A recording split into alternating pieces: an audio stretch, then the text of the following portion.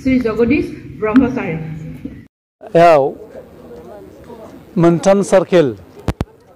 नि गेजेराव जाय मानसिफ्रा हा गैयामोन बे बिथांमोननो हा होनाय जादों प्राय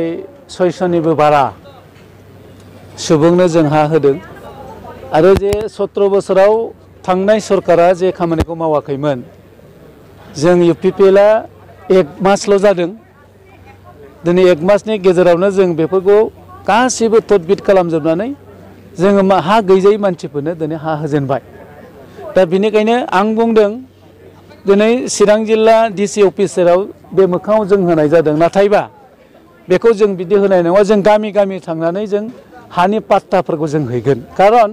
रायजो राजाया जोंखौ भट होनानै देरहाहरदों रायजो राजानि खामानि मावनो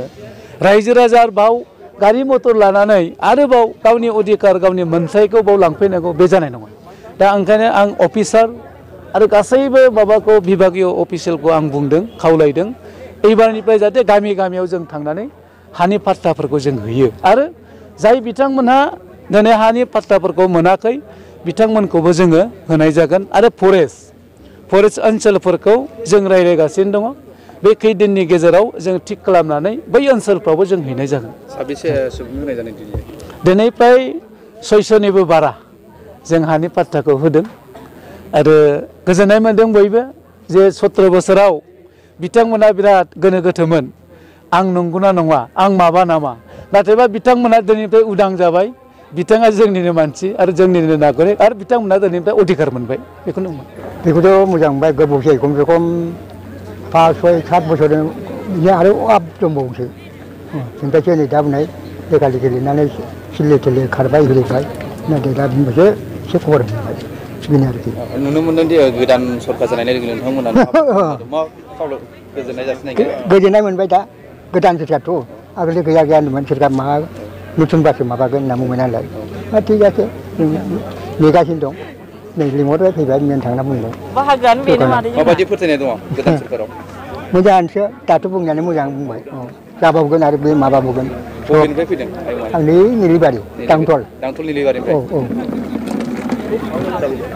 আজি খুবেই ভালে লাগিছে আজি ইমান দিন বসবাস কৰি আমাৰ দেউতাহঁতে 60 বছৰ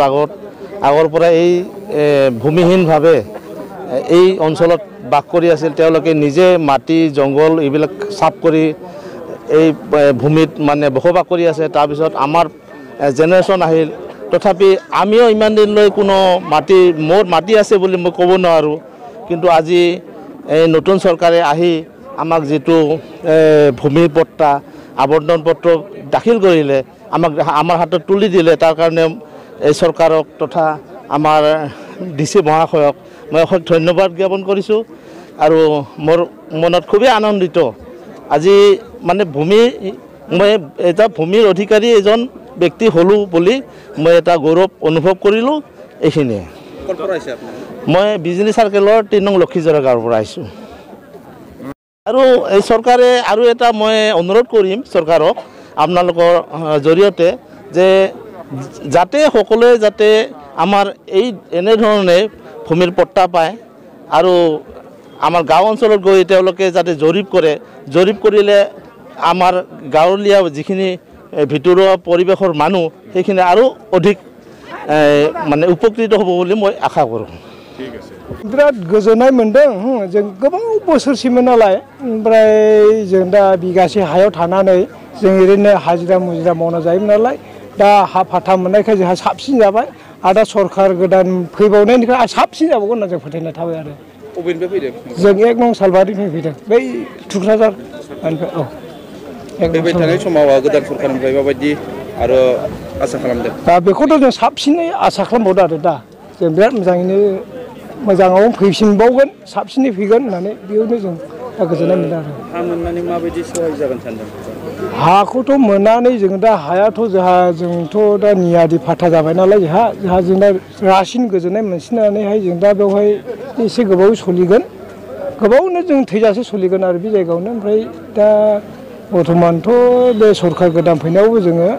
गोदान सरकारनि सायाव माबायदि फोथायनाय दं फोथायनायाथ' जों गोगोमै फोथायनानै दं बिराद मोजां जों दा गोदोनिफ्रायनो जों दावहा नाङै नाङै दा देग्लाय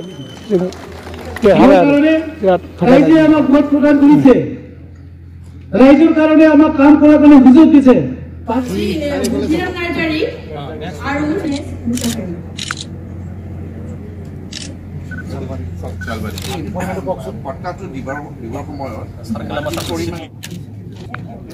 এই ভূমি পট্টা